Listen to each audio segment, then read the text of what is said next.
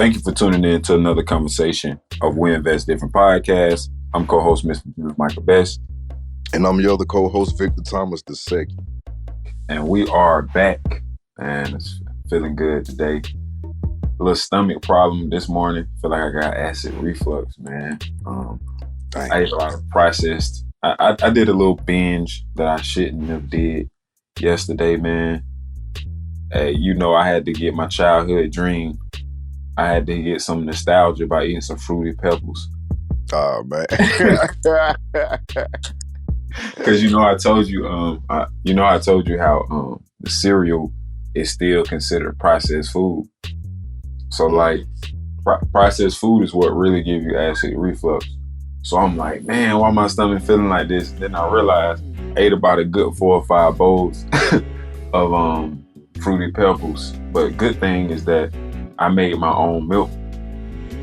So like, I made your own milk. I made my own hemp milk. Oh yeah, I forgot you do that, bro. Yeah. So I actually you should make a video doing that or something, bro. That's a good idea. Cool. Yeah. People need to know that. Because a lot of people don't even know it's possible, you know what I mean? For sure. I mean, everybody think all milk come from cows. You know, I know that I thought that for years. And everything else that say milk, they be like, man, that ain't real milk. Whole time. Been the other way around. But I ain't gonna say it's not real milk, but I feel more comfortable drinking stuff that ain't cow milk. Put it that way. Me too, King. That's weird to me, but I ain't that my boy Bo. I'm sitting here watching Wild 'N Out and I just saw Bo. For real? School with on that in the crowd. Yeah, you know they shoot this in Atlanta. True that. But yeah, anyway. But yeah, brother, how you doing? I wanted to ask you how you doing.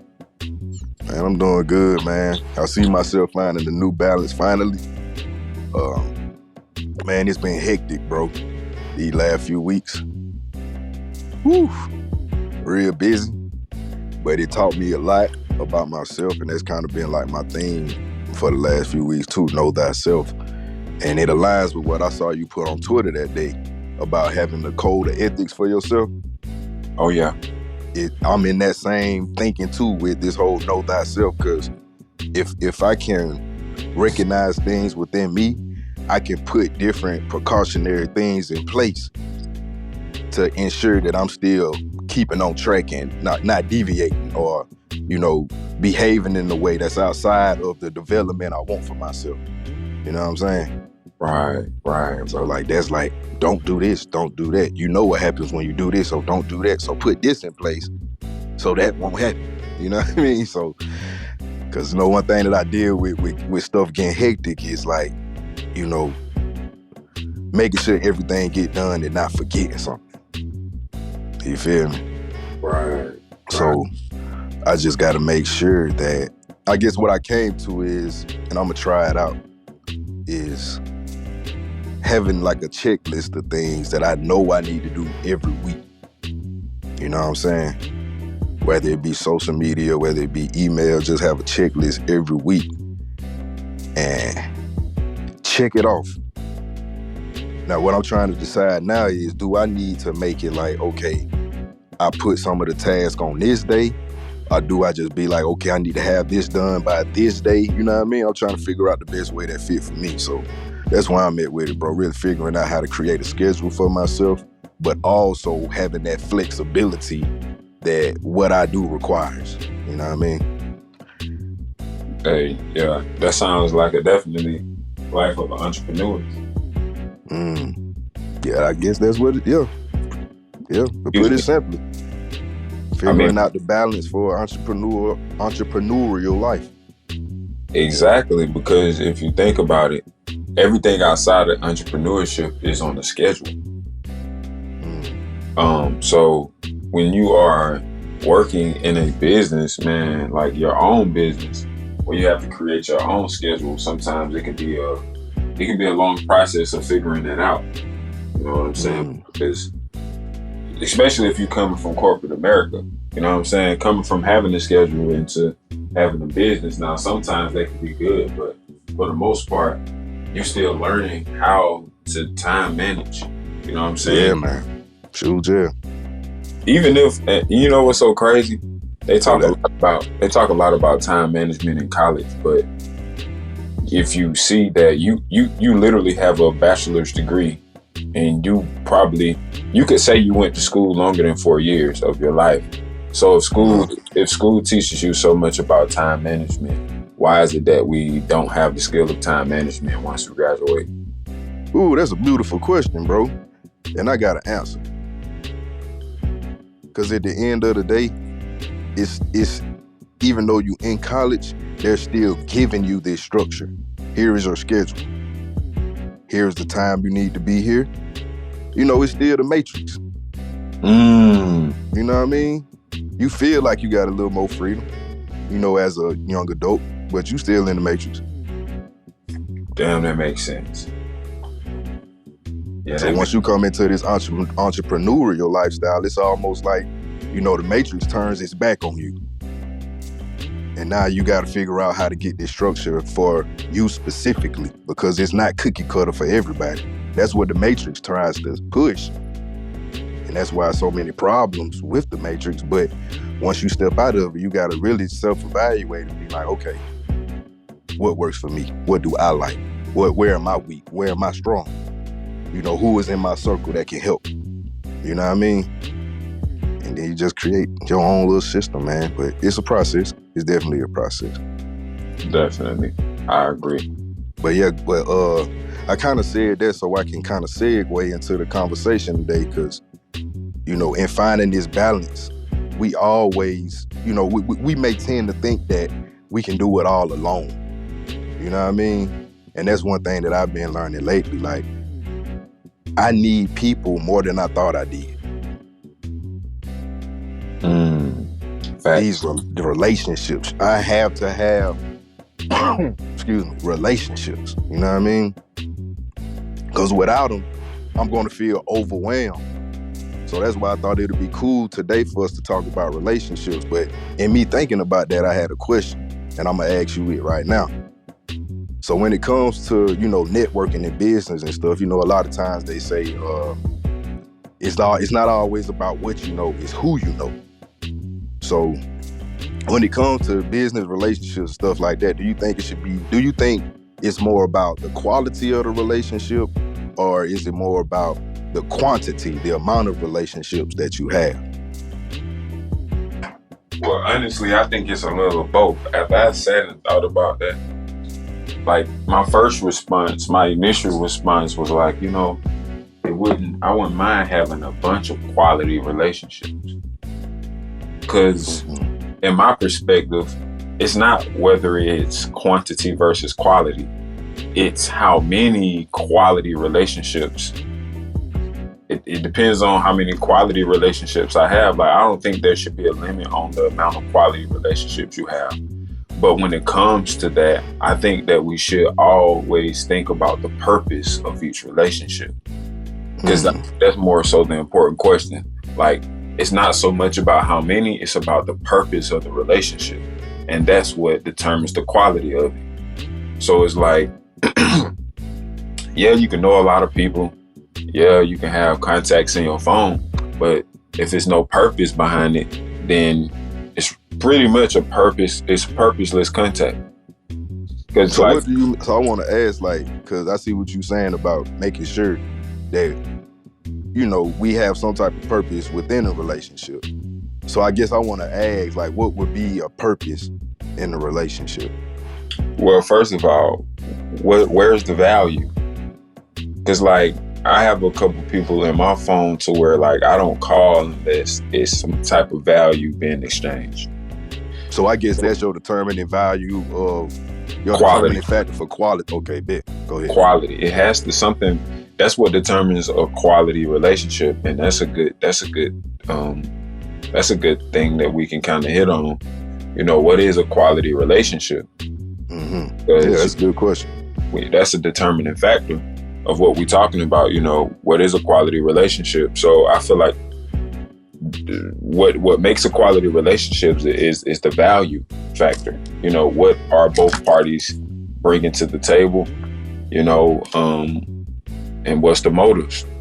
So it's like, that's what you have to consider when determining a quality relationship. But in terms of your question, like I said, I feel like it's a little of both, because you can have a lot of people, you can have a lot of quality relationships, and that'll be good. But you know, the question still remains, can you call them and will they come to your rescue? You know what I'm saying? Because you have to add value. So as long as I think the quantity, I think it's okay if you have a lot of quality relationships, as long as they all have purpose. You don't just want a lot of contacts in your phone that you can't use. So it's like, you want to make sure all of your contacts are quality, but you want to also make sure that they have a purpose, so that you can actually use the contact to your advantage. That's a good point. So I guess what that makes me think about now is being, I guess, making sure that contact is usable. You know what I mean? So my question is, what can I do to make sure my contact is usable? I guess more so, what can I do to cultivate that relationship, to make it a quality relationship, to ensure I'm doing what I need to do to make this relationship quality? Well, what I've learned, you know what I'm saying, man, communication is always good. It's so important, you know, that you communicate with the person outside of business as well. And I think that's a key point. That's a key piece when it comes to relationships. If you are trying to do business or partner with someone, try to get to know them outside of business, because it's always going to help, you know, the peace, the energy. It's always going to help the energy level in the relationship, because now they know that you are locked in for more than just business. You actually care about them as a person. So the whole point of a relationship is to actually have relations. If you don't have relations, then it's not a relationship. So it's like, okay, the next thing is like, okay, like you said, how do you cultivate a relationship? It's kind of like you're really dating, if we being technical, because it's like you're finding out information. It's data, dating, data. That's crazy. You know what I'm saying? So that's all it is. You just collecting information. So that's the main. Communication is definitely how you cultivate relationships, and not just communicating about your interests. You want to make sure that you are gathering information about their interests, because you want to make sure that they get the message that you're interested in them as a person. Man, don't be disingenuous. You know what I'm saying? Don't be, you know, be yourself. Don't go in there trying to, you know, pretend that you're interested, because at the end of the day, it's opportunity going to come for your true self to come out. And it's hard to bite your tongue when the opportunity arrives, because you've been pretending all along. So like trying to impress this person that you want this partnership with, the best, you forget that the best thing you can do is actually be yourself. Real talk. And that's, I'm sorry, go ahead, go. Oh no, I was just saying that's the best thing. Oh yeah, real talk. And that just made me think about like how important it is that we really try to build with people that, you know, we can be around. Because a mistake I made in the past is that is that I would try to make, you know, business connections with people based solely on, you know, the goal, what needs to be done. Can they get it done? Do they have the skills to get it done? But I would totally ignore the fact, like, do I bubble with this person? And by bubble, I mean, can I interact comfortably with this person? You know, are we, you know, can we get along? Do we have like similar morals and values and shit like that? You know what I mean? And that's very important, because when that is in place, building that relationship for me and it being quality is a whole lot smoother. You know, it's not a force. It's not having to be fake. You know what I'm saying? Man, that's so important. That's so important. And see, that also made me think about, I can't necessarily be out here trying to chase an opportunity. It's almost like I really have to look at things now from a perspective of the relationship come first, and then it's the goal. Correct. You know what I'm saying? But a lot of times in networking, we be like, oh, it's the goal first, and I'm in this relationship for my goal. Nah, man. That's a very important point. And I think we need to hit on this before we move on. Like, when it comes to relationships, man, we got to make sure that the intentions are pure. Mm-hmm. And because it's so easy to get off track. Because I know, like, in society, right, and in the culture, in our culture, melanated culture, we love to say, we look at other cultures a lot, and we compare ourselves, and we say, they work together, they do that, they do that. And it's like, sometimes it's crazy that we'll let other people motivate us to work together, but for the wrong reasons. So it's like, we'll say we'll work with somebody that we don't even like, we don't agree with, we don't mesh with. Just the word, mesh. Just to accomplish something. And me personally, I just feel that, that's just me personally. Maybe it's my hang up, but me personally, I just feel like I want to be around love. I want to be around peace. I want to be around joy. And I believe that there's somebody on the earth, there's somebody on the face of the planet that I can work with and enjoy working with. And I don't have to subject myself to unfulfilling environment. Let me put it like that. I don't have to subject myself to an unfulfilling environment just for the sake of, I want to accomplish this goal. I think it's very well possible to attract people and to find people that you work well with and that you enjoy being around. I don't think you should subject yourself in any way. Mm-hmm. Because I feel like that's when you start sacrificing who you are. Because it's like, how can you say that you have integrity or you have standards if you are because it's there are two different ways you can look at this. It depends on this partner of yours.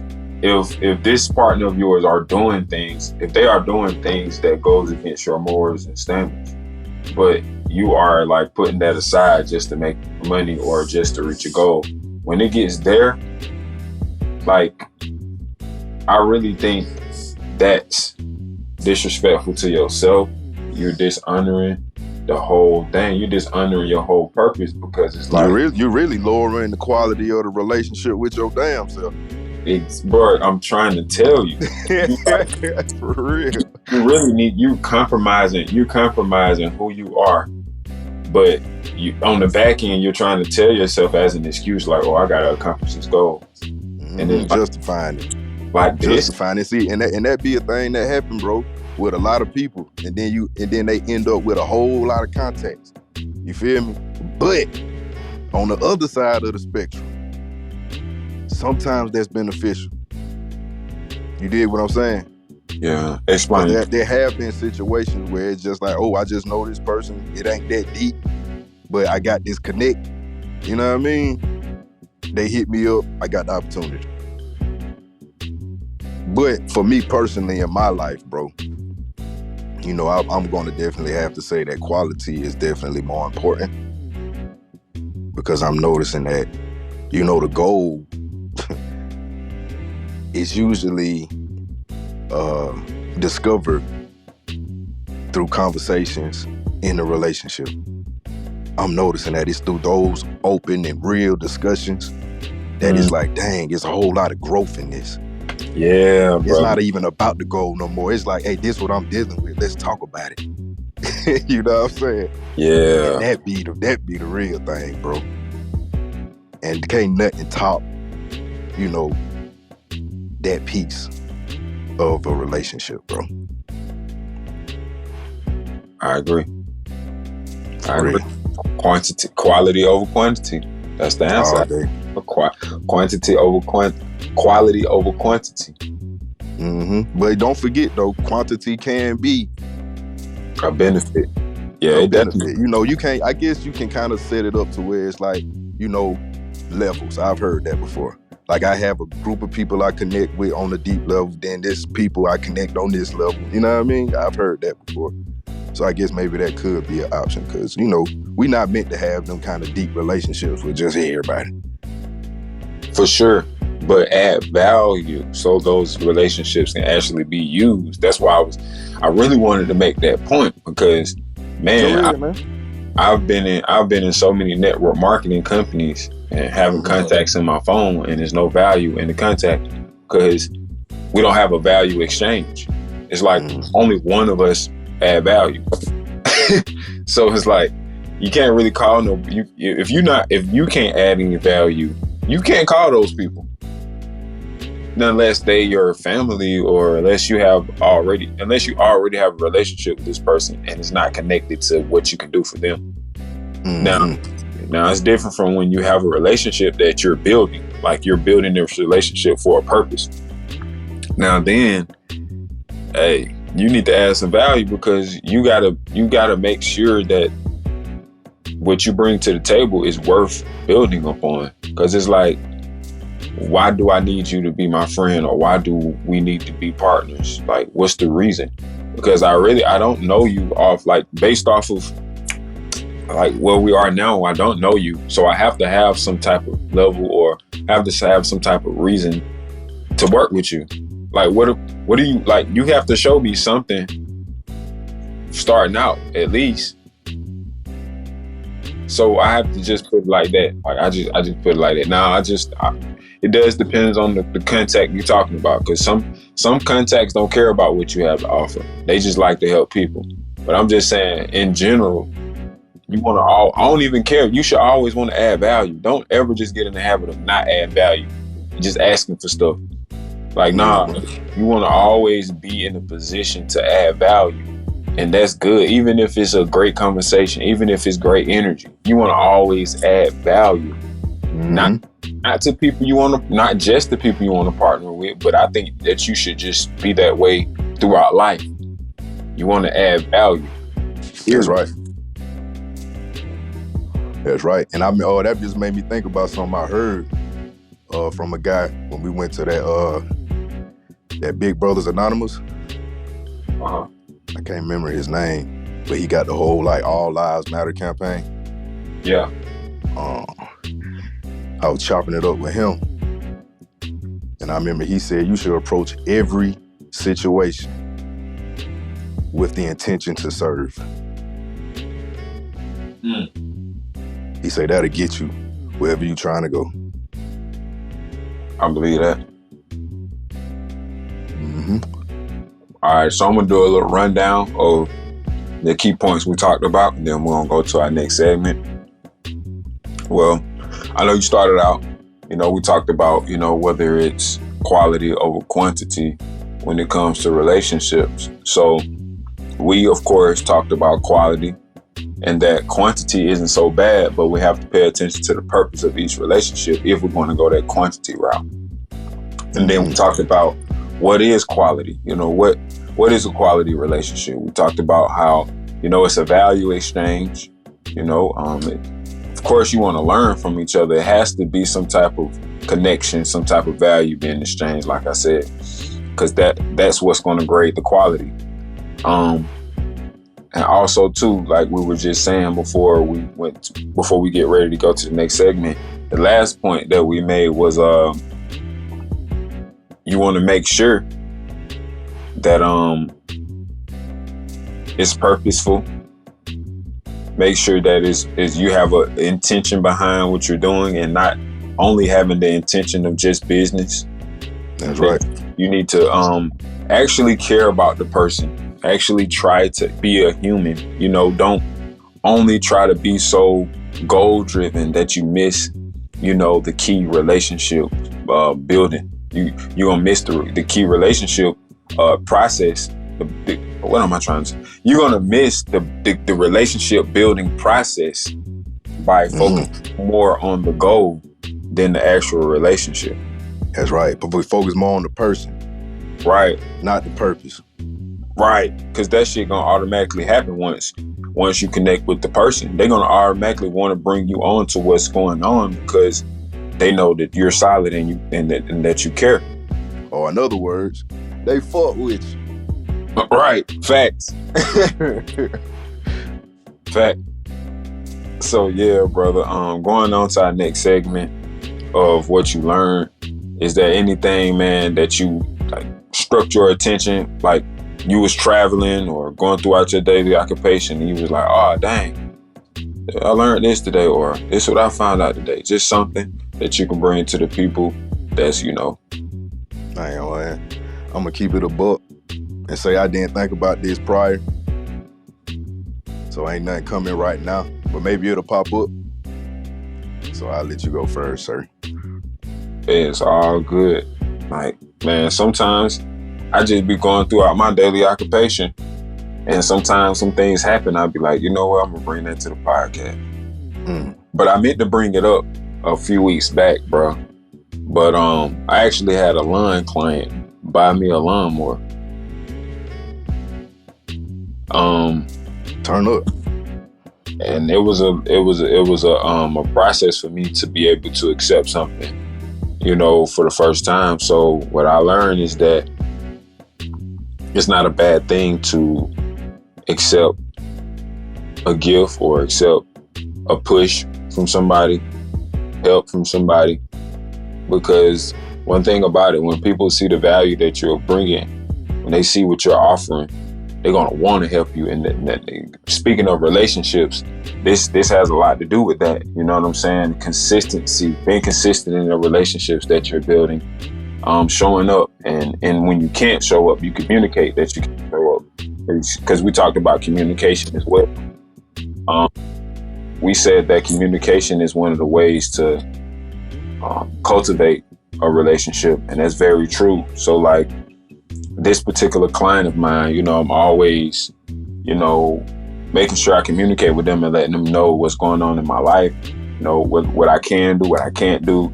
And the good thing about them is that they made it clear that they want to work with our people and they don't want to continue. They didn't want to go back to working with other types of companies.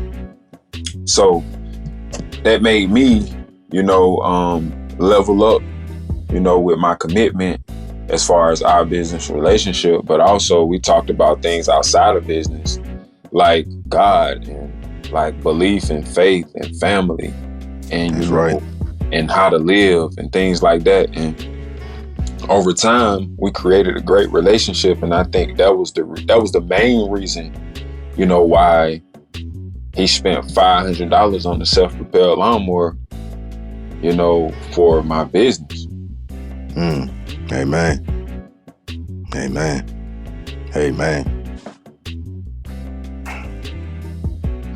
That's good stuff, man. Just keep blessing. If you ain't thought about anything or anything. No, I'm still, hold on. I did think about something, but I'm still chewing on what you just said. Sometimes I be like in the process stuff, bro. So I don't say nothing immediately. I'm trying to work, because sometimes I be feeling like I got to say something. But sometimes it's good for me to just ponder for a moment. I feel it. But yeah, I had, dang, bro, that junk was so jam-packed, bro. Like, I had so much stuff to say in what you said, bro.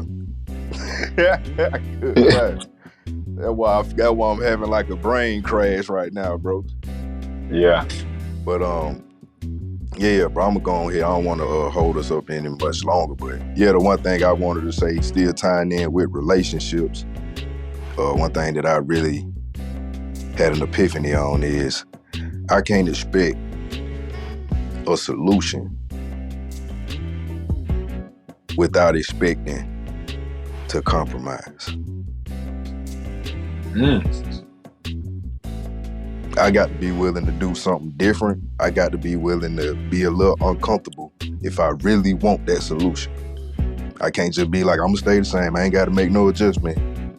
No, I got to be able to compromise, and that compromise gonna require me to change in some kind of way.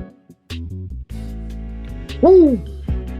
That was a goddamn key right up, boy. Great stuff. Great stuff. Now, leading on to our next segment, which is the financial tip, financial theme of the month, which has been about relationships the whole time, because we've been seeing the currency wars going on, and by the way, a lot of countries are joining to try to continue to de-dollarize the USD, but it's all a part of the plan. They're trying to make it seem like this is, such a surprise, but it's not a surprise. We already knew that the paper money was going to go out. That's the reason why technology and the internet and all of these things has been coming out the way that it's been coming out. Because it's like, why would we continue to touch a physical money when everything else is starting to be on the phone?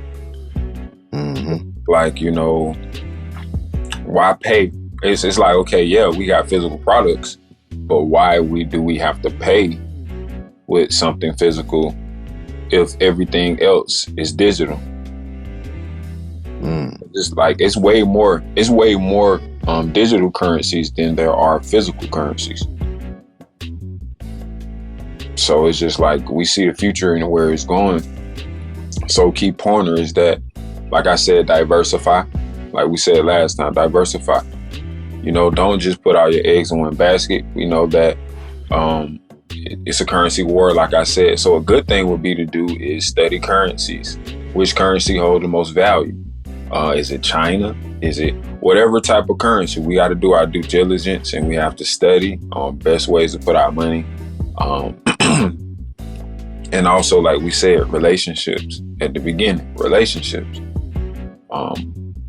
Who holds value? Do you hold value? How can you add value to other people? Because those who have value will always eat. Those who add value will always eat. Have a problem with finding value or adding value, and that just means you have to go deeper within and figure out your purpose. Excuse me. Because there's always value in your purpose, because your manufacturer made you with the purpose, or you'll be useless. And our creator don't do things for no reason. So each and every last one of us was created with a mission, and a position. Yes, sir. That sounds like a t-shirt, my friend. Factamundo. Factamundo. Indubitably. Speaking of that, we will be having our website. We're finna start reconstructing our website really, really soon. We already have weinvestdifferent.com, but now we get ready to have fnfnetwork.com, and we're going to restructure everything and have a better site for you guys. Better merch coming soon. Definitely looking to up the quality. Looking for better stuff, man. So stay tuned. Also, it's a lot of things going on. Stay tuned, you guys. We are definitely continuing to build this network and build this community around such powerful content, around such powerful messages, because it's our desire, to be an example and to put out light and to put out love into the world, man. And that's what we're going to continue to do. So if it's nothing left said, King, anything you have to add? Yeah, man, I just want to throw in a word, man. If anybody out there is interested in starting a podcast and you really not knowing where to start with the sound, the audio, hit me up. I'll try to work with you and try to figure something out to get you rolling. I got a lot of experience dealing with sounds, really specialized in that. So I just want to throw a little bug out there that if you're interested in anything with sound, audio, music, hit me up. Yeah, yes, sir. Now, with that being said, thank you guys for tuning in for, I believe, conversation number 61. And we'll see you guys next week for conversation number 62.